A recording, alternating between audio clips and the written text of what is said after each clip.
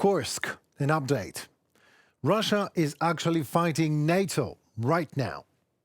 President Zelenskyy press conference ins and outs. Good afternoon, my name is Henry Keane and we are UATV English, working hard every day to bring the hard truth in easy terms for the whole free world directly from Ukraine. The armed forces of Ukraine are advancing in the Kursk region and have taken control over 100 settlements in the region. Currently, 1,294 square kilometers of territory are under Ukrainian control. During the operation on the territory of Russia, 594 servicemen of the armed forces of the Russian Federation surrendered. All this was stated by the Commander-in-Chief of the Armed Forces of Ukraine, Volodymyr Zelenskyy.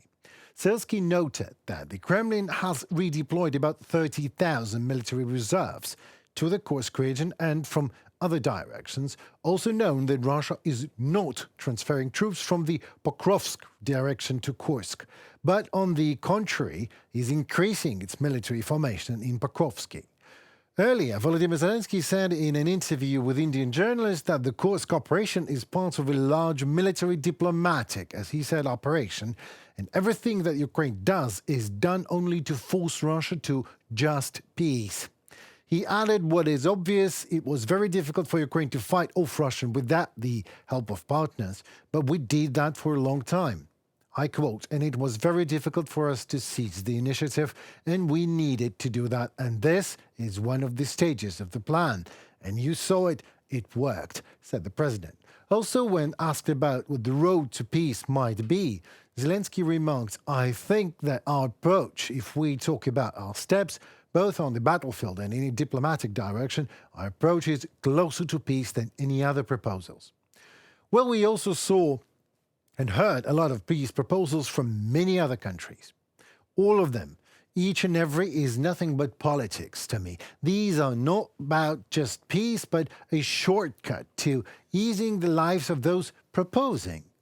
Like Ukraine gives up on land and people that died for it, and the war stops and everyone is happy. Well, not everyone. Ukraine is not.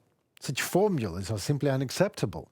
Zelenskyy also noted that, as dictator, Putin is not afraid of any political intimidation. Obviously, he responds to such diplomacy with yet another brutal attack on Ukraine, for example, and murders more Ukrainians. Only diplomacy doesn't work here. We all need to see concrete steps, and that it would not be at the expense of like 30% of Ukrainians' homelands, not at the expense of our people. If there is such a plan, we are only pro-it, Zelenskyy said. He also noted that Putin wants the influence that the Soviet Union once had, but he won't be able to do it.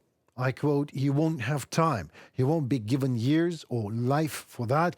The Ukrainian army is entering his turf in small numbers, and he can't do anything about it for 20 days. End of quote. Well, what can I add here? What if we march on directly to Moscow and then send a message to Putin in a Telegram messenger, hey, we're here, where are you? And send him a live location.